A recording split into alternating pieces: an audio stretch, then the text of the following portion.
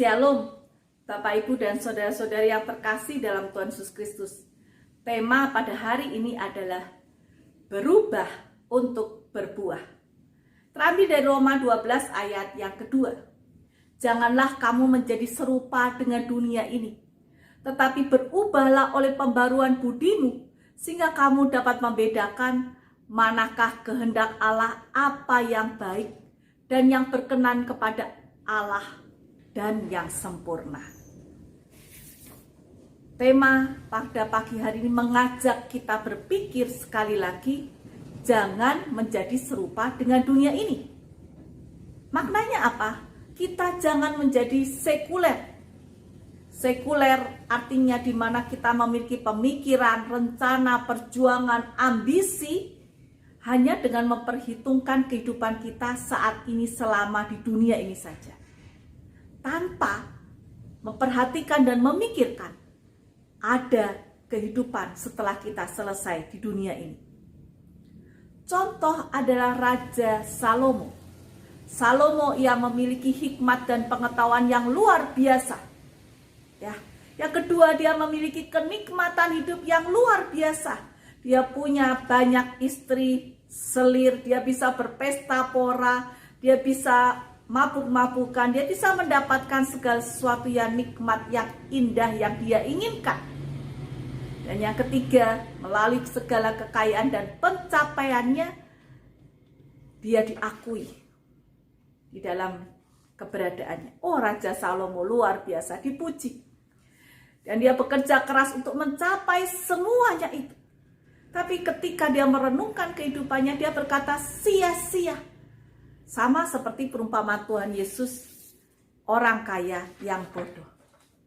Begitu banyak orang yang kemudian sekali lagi berpikir secara sekuler saja. Dan itu menjadi hal yang berbahaya. Kenapa? Karena kita hanya meletakkan hati kita, pemikiran kita, makna hidup kita kepada segala sesuatu yang ada di dunia ini. Di dunia ini segala sesuatu amat rapuh dan tidak pasti. Kita tidak tahu hari esok apakah kita sehat atau sakit. Kita tidak tahu hari esok apakah pekerjaan kita berhasil atau tidak. Kita tidak tahu hari esok apakah semua berjalan lancar ataupun penuh dengan hambatan. Dan di dalam pandemi COVID-19 ini ternyata memporak-parandakan semuanya. Dunia ini sedang di dalam kerapuhan. Dan sekali lagi, kita bisa kehilangan segalanya, kita bisa hancur kalau kita hanya berfokus pada dunia ini saja. Kita perlu belajar dan hidup menurut sudut pandang Allah. Sudut pandang Allah bahwa apa yang kita lakukan adalah seturut kehendak Allah. Apa yang kita lakukan, apakah menyenangkan hati Tuhan? Dan segala yang kita lakukan harus kita pertanggungjawabkan di hadapan Tuhan nantinya. Bukan hanya di dalam dunia ini saja. Dan setelah semua yang kita kerjakan ini, mari kita juga berpikir, kira-kira apa yang Tuhan akan katakan kepada kita saat kita bertemu dengan Tuhan. Apakah Tuhan berkata, baik sekali perbuatanmu, hai hambaku yang baik dan setia. Engkau telah setia dalam perkara kecil, aku akan memberikan kepadamu tanggung jawab dalam perkara yang besar.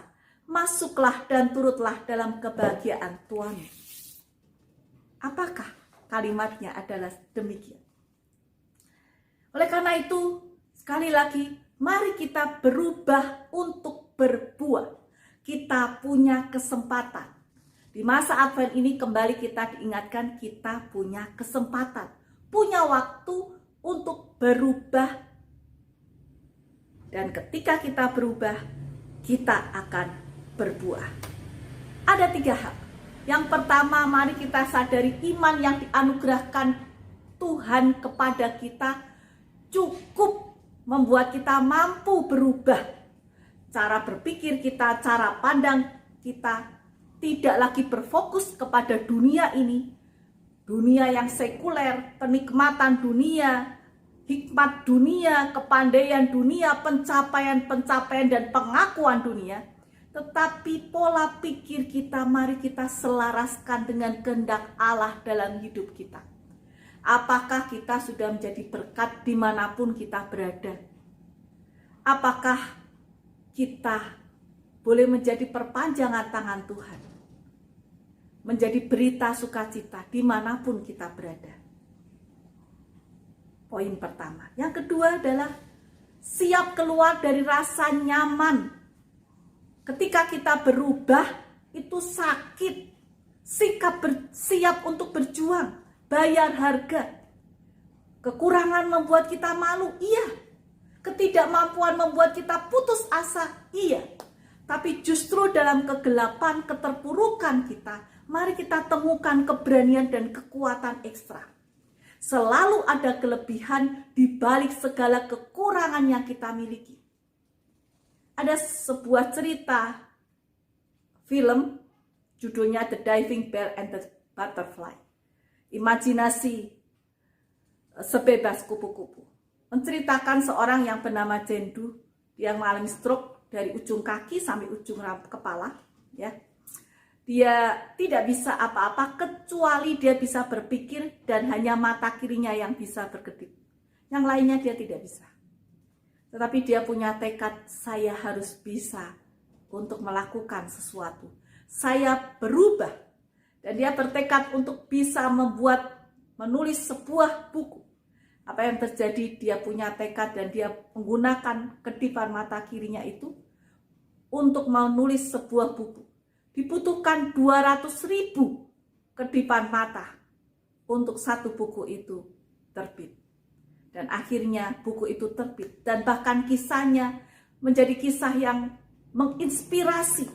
Bahwa di dalam segala kelemahan, Tuhan juga memberikan kemampuan, sikap kita siap berjuang.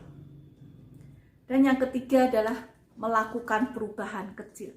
Perubahan kecil dan perubahan kecil. Bangun lebih pagi, menyediakan waktu doa lebih banyak, merenungkan dan mengusahakan rajin membaca kitab suci, meminta hikmat Tuhan apa yang harus dilakukan, dan sekali lagi dilakukan. Oleh karena itu, mari kita berubah untuk berbuah. Tuhan memberkati. Amin.